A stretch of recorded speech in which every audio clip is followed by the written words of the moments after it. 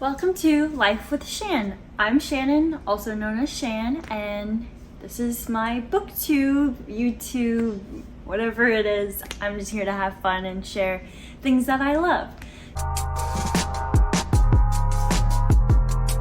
So this weekend was a very big weekend for me. I am going to make this episode or video a Barnes & Noble vlog, which it will be my first Barnes & Noble vlog, and I'm very excited about it. But to recap my weekend, I worked Friday. I made book sleeves for my bookish boutique. We had a big launch, and then Saturday morning I packed and made some more sleeves for orders with some of my employees. And on Saturday night, my partner and I went to Barnes & Noble, and I'm excited to show you what I got. But before I do that, I wanted to also share that I ran a half marathon this morning. I haven't ran one since I ran the DC one about 6 months ago. I think it was March or April. And I had a lot of fun running the DC one, but I was not in the best of shape. I was on the struggle bus for that race. And today I felt strong. I did not run my fastest time, but I still ended the race feeling good. It was pouring starting around mile 10 of the 13.1 mile race, but that made it a little bit more fun and also a little easier because I was focused more on the rain instead of my pace or any pain I was feeling. So I really enjoyed today's race, and it was definitely a memorable one. And then I napped, and now I'm vlogging before I make some more sleeves for USPS to pick up tomorrow. And yeah, so here is part of my Barnes & Noble haul.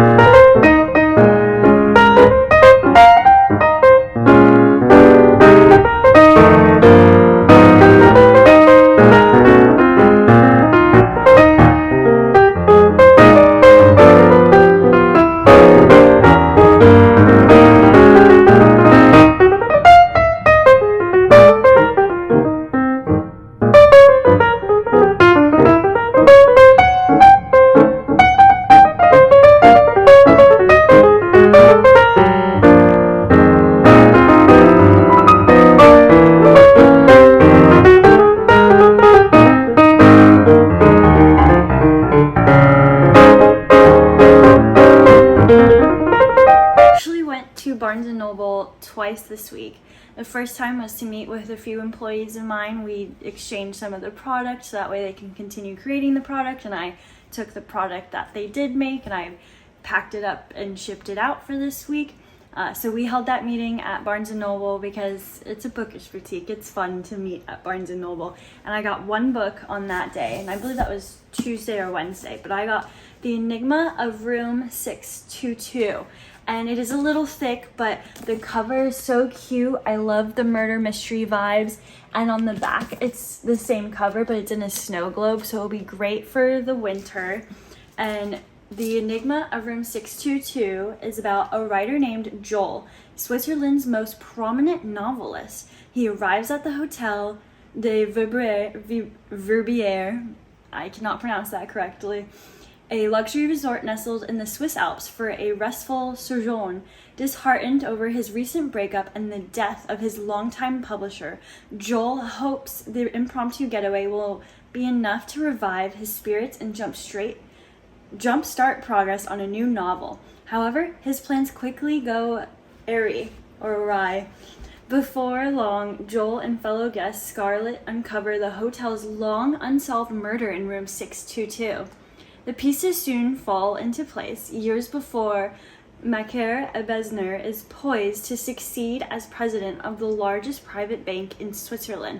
Soon, a mysterious counterintelligence operation called P30 takes interest in his forthcoming election, and the bank's board members, including a certain Lev Levovich, Geneva's very own Jay Gatsby, and the sinister interloper Signor Tarnogol, reveal they are not as enthusiastic about the heir apparent as had appeared. Macaire's triumphant rise to the presidency soon becomes a race against time.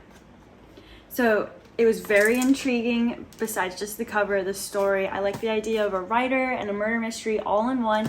And based on the synopsis, I think it will go back and forth between timelines, which is I like that. I think that's cool. I think it's really cool. It's fun to see back and forth, and it keeps you on your toes when you're reading.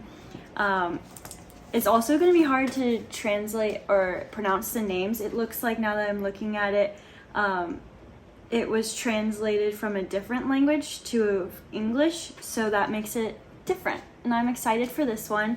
And then last night, Saturday night, I got 2 books at Barnes & Noble. I went a little overboard this week buying books, so I'm going to need to update my TBR book count. But these ones were both ones I was interested in. I've been wanting this one for a while, and so I just pulled the trigger and got it. It's All Signs Point to Paris, a memoir of love, loss, and destiny.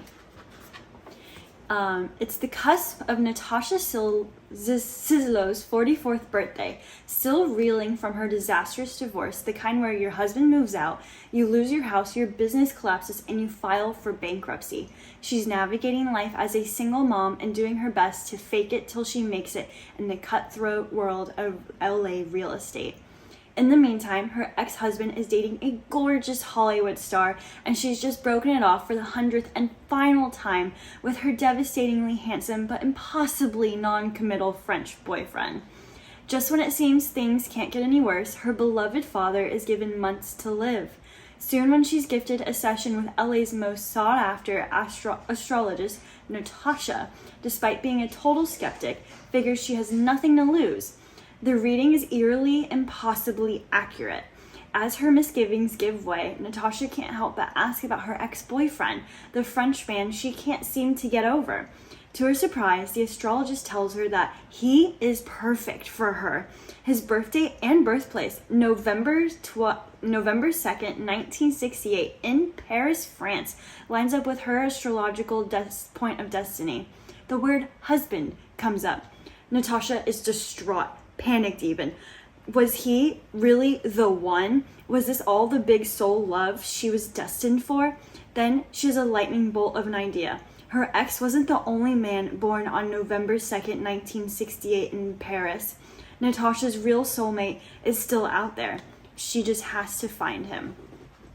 So that one is very intriguing. I like that it's a memoir. I don't read nonfiction very often, so I thought this would be a nice way to introduce that more into my reading. I think it's really interesting. I love the cover. I love that it's a memoir, and I'm excited to find out more about Natasha Sislow's experience during her post-divorce and finding love again in life. And then last but not least, I got One Last Gift by Emily Stone.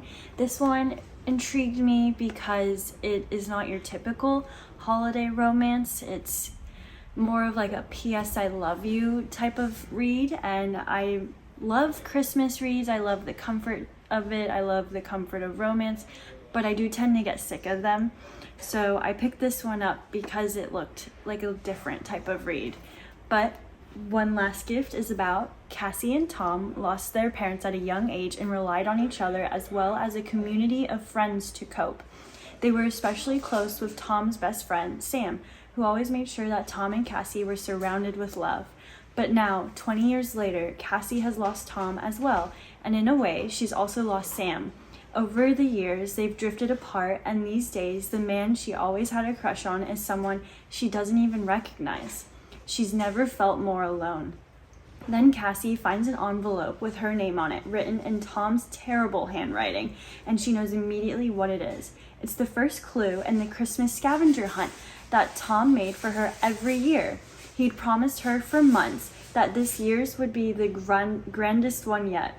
At first, she's too scared to open the envelope. What if she can't figure out the clues without his help? Or what if she does figure them all out and her last connection to Tom is gone? Tom's present sets Cassie on a heart-wrenching and beautiful journey that will change her life if she lets it. And as she travels from London to the Welsh mountains to the French countryside and rediscovers herself. But once she solves the final clue, will she be brave enough to accept the gift her brother has given her and the love it's led her to?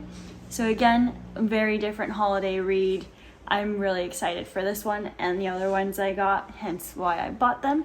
I'm also currently reading Stephen King's If It Bleeds. This is a great introduction to Stephen King and his wonderful writing style because it has short stories. So I finished the first short story today. It was about 90 pages. It is Mr. Harrington's Phone, which is also a new Netflix film. So I'm excited to watch that and compare the two, especially since it was only 90 pages. So I'm going to be surprised, hopefully, by what they add to make the film good.